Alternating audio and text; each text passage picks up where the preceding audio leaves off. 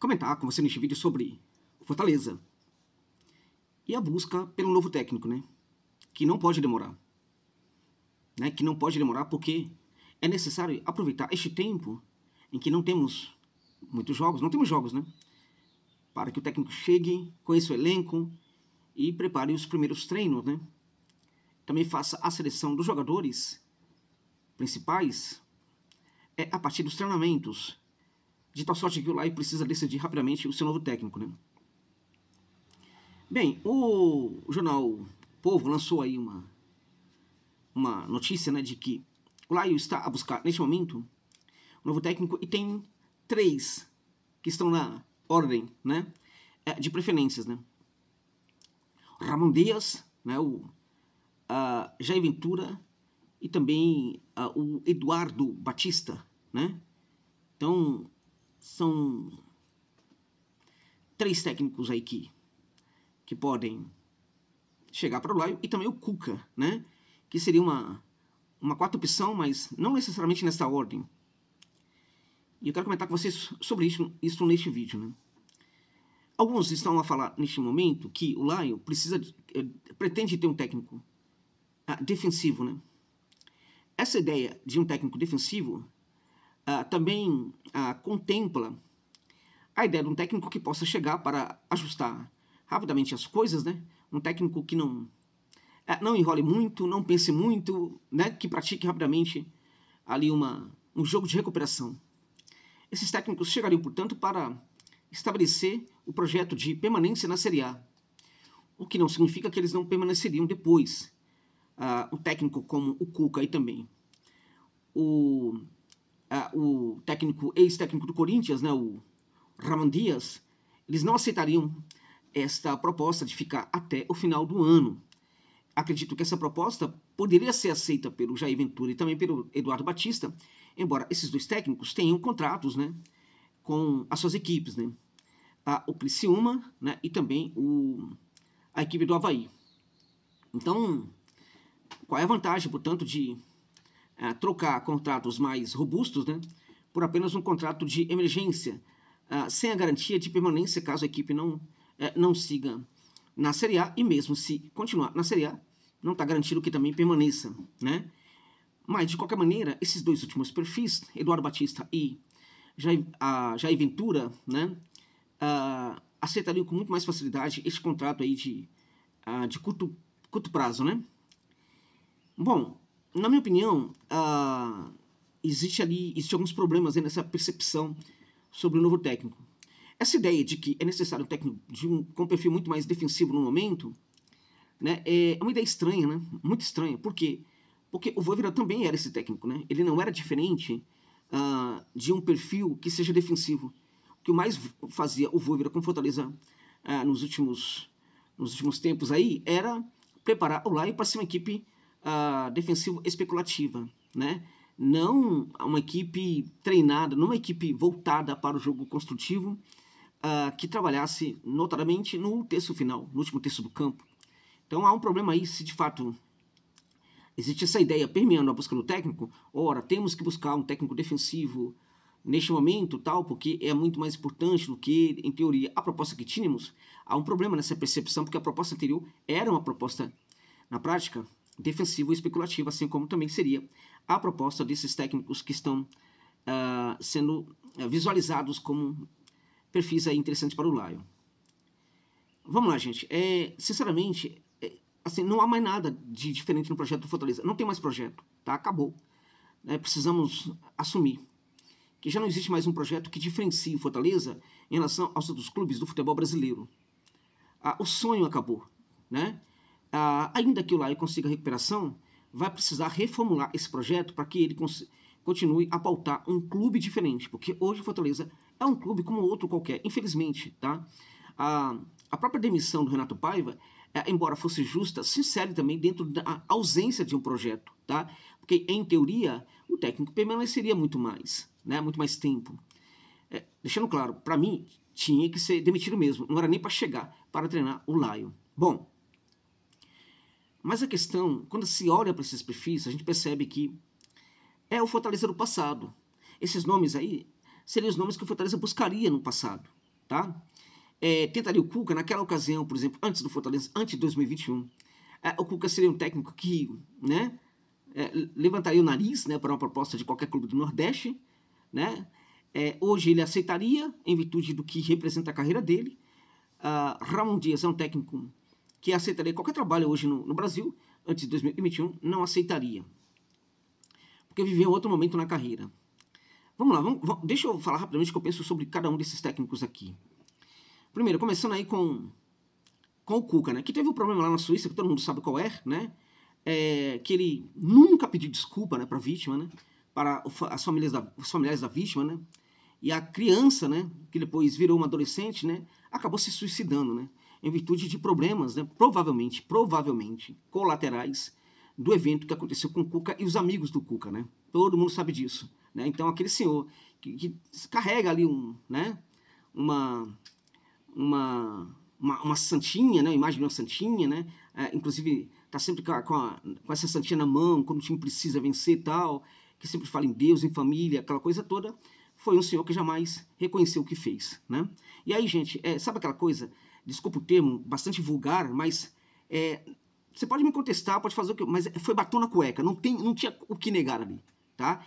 Assim, há uma prova científica do crime, ponto.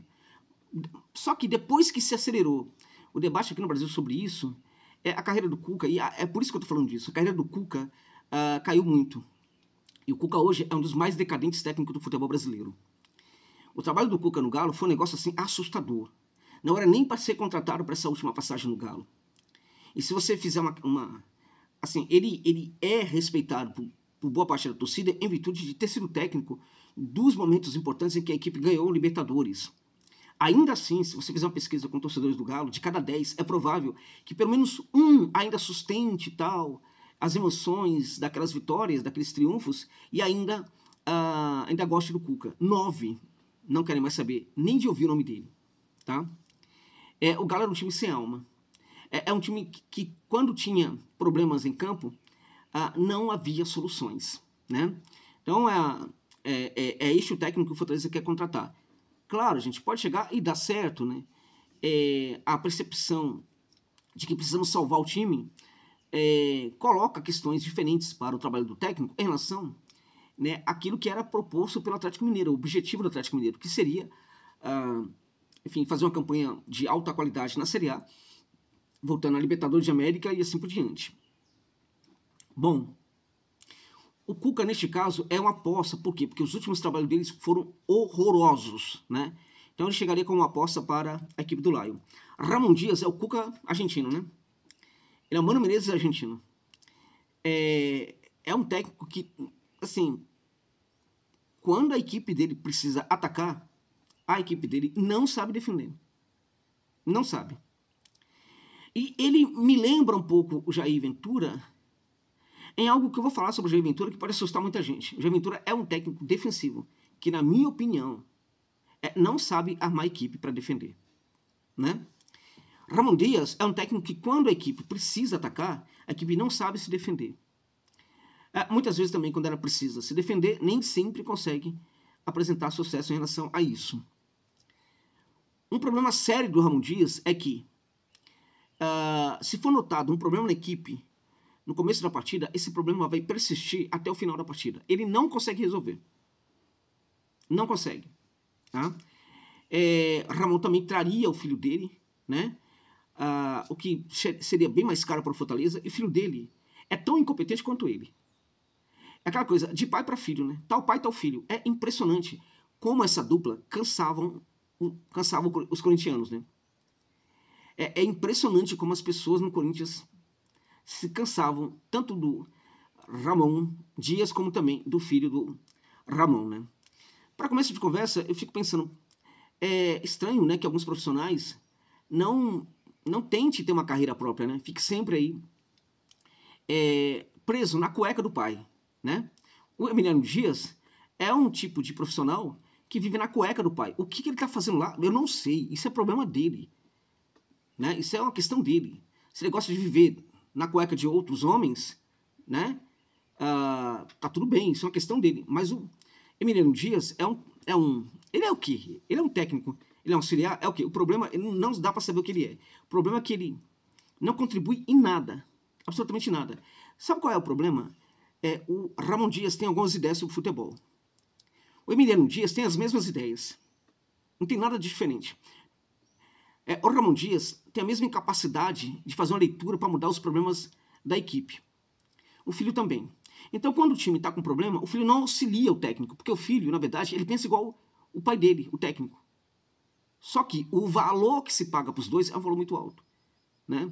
Então, o Fortaleza estaria contratando um técnico, né, para dirigir a equipe e um técnico que vive na cueca do técnico também para co-dirigir a equipe, né? O Emiliano Dias é um técnico de futebol que vive na cueca do pai. De novo, o que ele faz lá, isso é problema dele. Se ele gosta de ver lá, problema dele. Mas até hoje nunca teve personalidade, tá, para bancar uma carreira solo. É este técnico também que o Fortaleza estaria contratando. Na minha opinião, tem que fugir desse problema chamado Ramon Dias, tá? Vou falar para vocês quais as vantagens, qual seria na ordem o melhor, apesar dessa show de horrores, qual seria o melhor? Bem, o Jair Ventura tem uma anedota e uma... Qual você quer ouvir primeiro? É uma anedota e um dado sobre ele, né? O dado eu não vou falar, porque muita gente vai se sentir ofendida, tá? É real, tá? É real, tem a ver, inclusive, com origem, né? Tem a ver, inclusive, com... né? Teve um momento que o vice-presidente do governo Bolsonaro, né, um militar, agora Mourão, né, Mourão, ele fez uma declaração, né, analisando, acho que uma imagem do filho dele, ele fez uma declaração, fez uma fala, né, praticou uma fala do tipo, né, embranquecimento da origem, né, alguma coisa do gênero, né, em teoria que o filho estava, né, tornando mais branca a origem e que isto era positivo, tá? Isso aí é terrível. O dado sobre o Jair Ventura vai numa linha parecida disso aí, mas eu não vou contar não.